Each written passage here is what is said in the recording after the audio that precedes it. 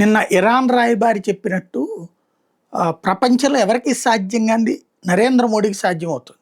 ఇప్పుడు గల్ఫ్ దేశాల మీదన ఇరాన్ దాడులు చేస్తుంది. వాళ్ళిద్దరూ మాట్లాడుకోగలరా? లేదు. ఇటు బాధిత దేశాలైనటువంటి గల్ఫ్ దేశాలతోనూ భారత్ మాట్లాడగలుగుతుంది, మోడీ మాట్లాడగలుగుతున్నారు. బాధించే దేశమైన ఇరాన్తోనూ మోడీ మాట్లాడగలుగుతున్నారు. అమెరికా, ఇజ్రాయెల్ కలిసి ఇరాన్ మీద దాడి చేస్తున్నాయి. ఈ దాడిలో బాధిత దేశం ఇరాన్. ఇరాన్ నాయకత్వంతోనూ అమెరికా మాట్లాడుతుంది. వాళ్ళ మీద దాడులు ఇది భారత్ మాట్లాడుతుంది. అట్లాగే వాళ్ళ మీద దాడి చేస్తున్నట్టు ఇజ్రాయెల్ అమెరికాతో ఇజ్రాయెల్తో కూడా మోడీ మాట్లాడుకొచ్చారు.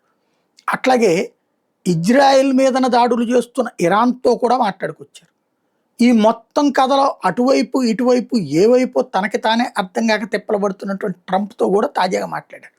యుద్ధ సందర్భంలో ఒక పెద్దరికపు పాత్ర, మధ్యవర్తిత్వ పాత్ర కాదు, పెద్దరికపు పాత్ర, ఎవరు ఏం జరుగుతోంది అన్నటువంటి విషయాన్ని ఎక్స్ప్లెయిన్ చేయాల్సిన అవసరం లేకుండా సాగిపోతున్నటువంటి ఒక విచిత్ర తంతు.